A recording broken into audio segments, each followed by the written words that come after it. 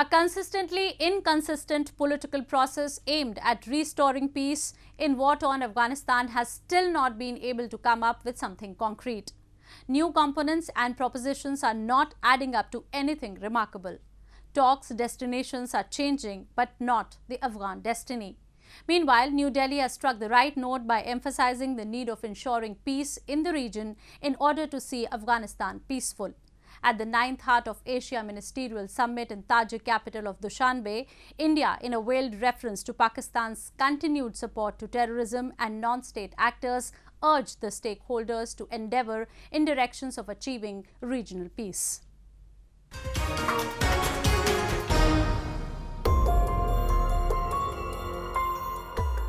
The 9th Heart of Asia Summit, aimed at promoting peace and security in Afghanistan, came at a sensitive time as the United States and other powers attempt to jumpstart the peace process with a proposal for a new transitional government. While all participating nations joined in the chorus singing Peace for Afghanistan, Indian External Affairs Minister Subramaniam Jaishankar was unambiguously on the target. He urged nations to ensure peace in the entire region in order to have calm in Afghanistan. His statement came in the backdrop of a rising number of Pak-backed terrorist infiltrations in India and continued covert support of Pakistan establishment to the Taliban. For a durable peace in Afghanistan, what we need is a genuine double peace. That is, peace within Afghanistan and peace around Afghanistan. It requires harmonizing the interests of all, both within and around that country. If the peace process is to be successful, then it is necessary to ensure that the negotiating parties continue to engage in good faith with a serious commitment towards reaching a political solution. Despite peace being pursued by both opposing sides in Afghanistan, the violence spiked sharply last year. The number of violent incidents went up by 45% in 2020 to their corresponding months in 2019. Kabul establishment has accused Islamabad of providing man, material and logistic support to Taliban. Pakistan denies the charge, but analysts agree to a large extent. Meanwhile, Afghan President Ashraf Ghani has said that he is ready to get down if an election is held for a new government. He said he wants to see a better Afghanistan and do not want to cling on to power, but a process has to be followed.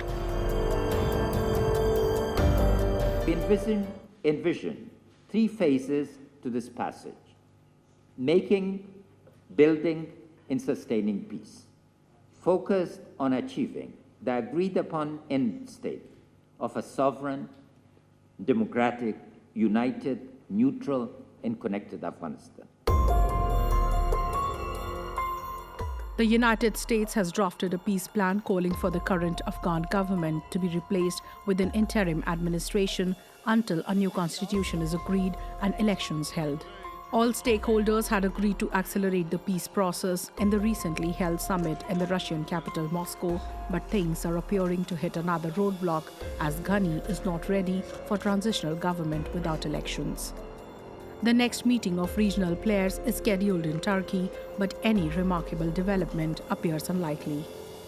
Meanwhile, Afghanistan said that New Delhi holds a very significant value to the Afghan peace process and looked forward to its continued presence all along. India is an important partner to Afghanistan, and given its significance is a major power in the region, we want India to be part of all those forums and those talks where peace is discussed. India has stakes in Afghanistan. The peace of Afghanistan impacts India as well. So India has adopted a very principled position to supporting Afghan peace process in a just and fair way. So, and we would want India's presence in those forums.